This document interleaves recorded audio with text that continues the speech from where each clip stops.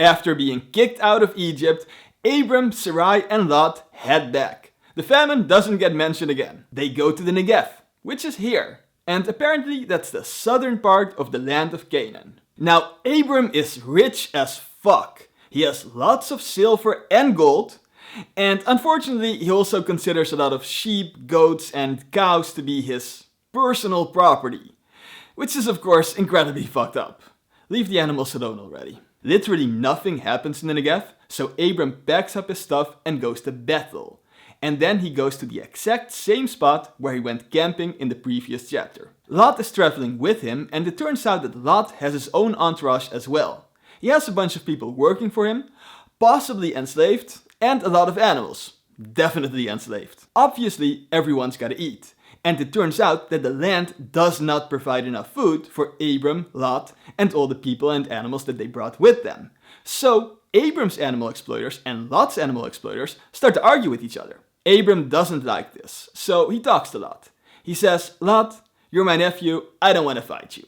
There's so much land in the world, let's just split up. You go where you want to go, and I'll go the other way. Now, I don't know how Lot does this, but apparently he just looks up and sees the flat land of Jordan, as far as Zoar, wherever that is. And let me tell you, it looks good. It has lots of water, just like the Garden of Eden and Egypt, so he decides to move there. The Jordan Valley is actually where the cities Sodom and Gomorrah are located. And I can tell you that something is gonna happen to these cities.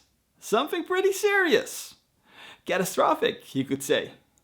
I mean, I don't want to give away any spoilers. Like I really don't. But you know who does? The fucking author of the book. Before we're being told a single thing about these cities, we get this little sentence in parentheses.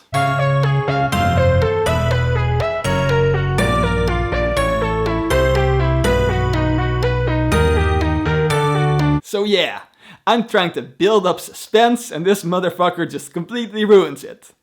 God is gonna destroy Sodom and Gomorrah, now you know. But it's not gonna happen in this chapter. For now, all we know is that Lot puts up his tents close to Sodom and that the people there are allegedly wicked. They're not part of God's fan club, but so far, zero details on what they're actually doing. Anyway, after Lot has fucked off the Jordan, God shows up and tells Abram to stay in the land of Canaan.